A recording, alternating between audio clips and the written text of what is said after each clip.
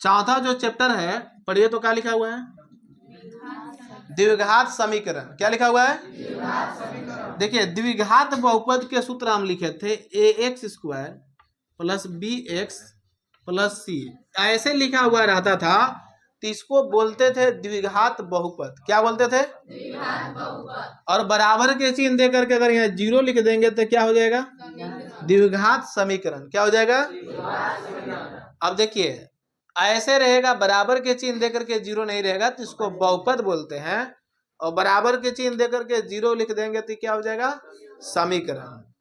अब समझिए जिसका घात 2 रहता है उसको कहते हैं द्विघात। क्या कहते हैं, द्विघात। जिसका घात 2 रहेगा उसको क्या कहेंगे, द्विघात। अब पावर 2 है, रे समीकरण है, इसलिए इसका नाम हुआ द्विघात समीकरण। क्या नाम हुआ, द्विघात समीकरण। यहां तक क्लियर हो गया। अब समझिए ऐसे रहेगा x के पावर 3 जोड़ x² जोड़ 2 बराबर 0। द्विघात समीकरण है कि नहीं है, देखने में लग रहा है कि है, लेकिन हाईएस्टली पावर 2 तक ही होना चाहिए, न उससे कम होना चाहिए न उससे ज्यादा होना चाहिए। अगर ज्यादा भी वाक्य में आ गया तो द्विघात समीकरण नहीं होगा। समझ में बात आ गया।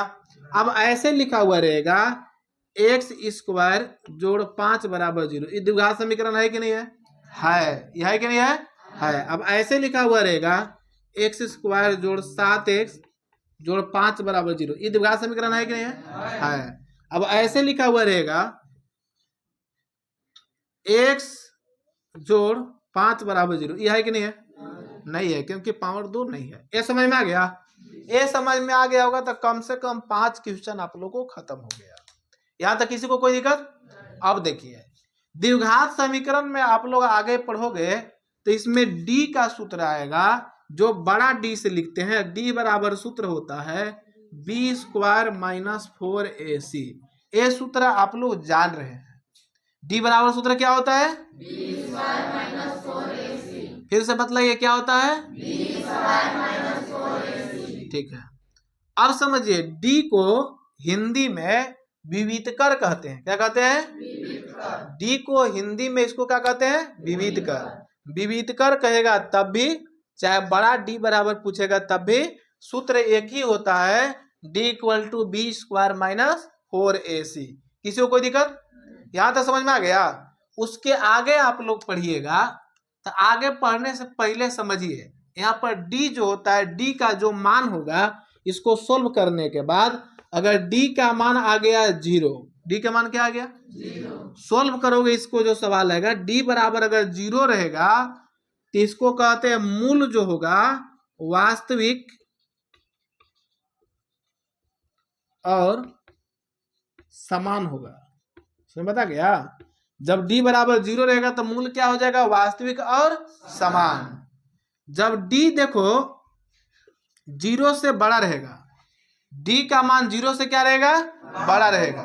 मतलब 1 2 3 4 माने करने का मतलब है कि 0 से बड़ा रहेगा d का मान, तो हो जाएगा वास्तविक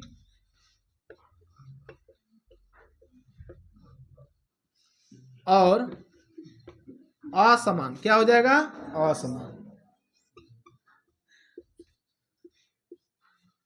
समझ में आ गया, यहां तो कोई दिक्कत। अब जब d का मान 0 से छोटा रहेगा, 0 से क्या रहेगा, छोटा, तो इसको कहते हैं काल्पनिक। क्या कहते हैं, काल्पनिक कहेंगे, या फिर इसको वास्तविक नहीं ये भी बोल सकते हो।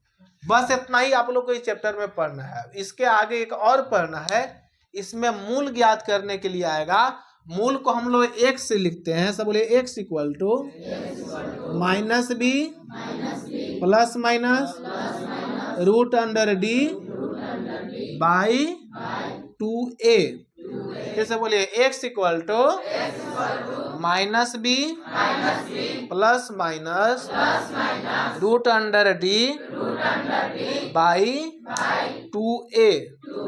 ये सूत्र भी आप लोग जान रहे हैं, पहले हम बताए थे ना।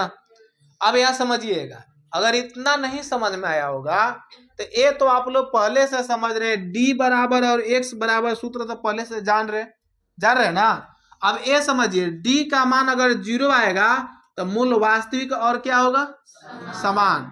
अब यहां दोनों को याद नहीं करना है, अगर डी का मान अगर माइनस में आएगा, क्या में आएगा, -1, -2, -3, जब डी का मान माइनस में आता है तो उसको कहते हैं काल्पनिक। क्या कहते हैं? माइनस में आएगा तो क्या कहेंगे?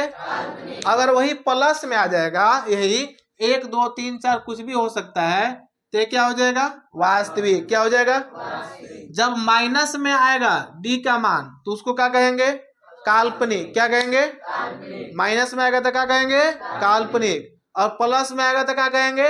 वास्तविक। क्या कहेंगे? अब समझिए, जब 0 रहेगा डी का मान क्या रहेगा? तो वास्तविक और समान कहेंगे। वास्तविक और क्या कहेंगे? अब 0 नहीं रहेगा, उधर कोई भी संख्या रहेगा तो क्या कहेंगे? वास्तविक और असमान। वास्तविक और असमान। समझ में बात आया या नहीं आया? अब कोई दिक्कत नहीं ना है? दिक्कत नहीं है तब यह समझिएगा। देखिए पहला सवाल पढ़िए, क्या लिखा हुआ है? द्विघात समीकरण का मानक रूप है।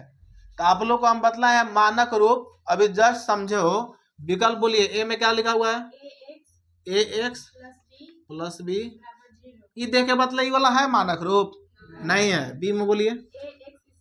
ax स्क्वायर, हाँ,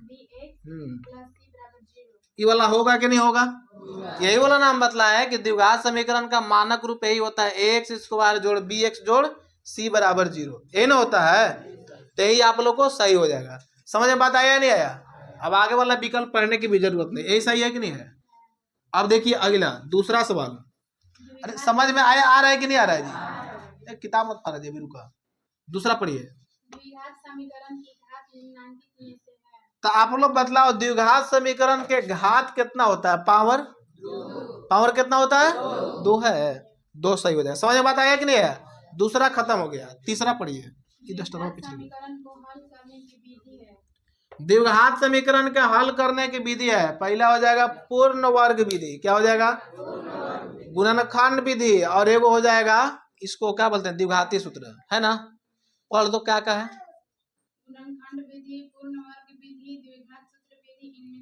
तो इसका जवाब क्या हो जाएगा? इनमें सभी। क्या हो जाएगा? सवाल नंबर कौन हो जाएगा? चौथा। रुक जाइए। द्विघात समीकरण x square plus 5x plus 6, हाँ, -6। अब बतलाइए अगर घात पावर कितना है? 2। सब लोग बतलाइए कितना है? 2। परीक्षा में आएगा तो बन जाएगा ना? अभी मत कहिए कि ऐसा का तो बताइए नहीं किए थे। पावर 2 हो जाएगा। चलिए क्वेश्चन नंबर 5। निम्न में कौन द्विघात समीकरण है? जेकर घात 2 आएगा ओकरे क्या कहेंगे? द्विघात। क्या कहेंगे? लेकिन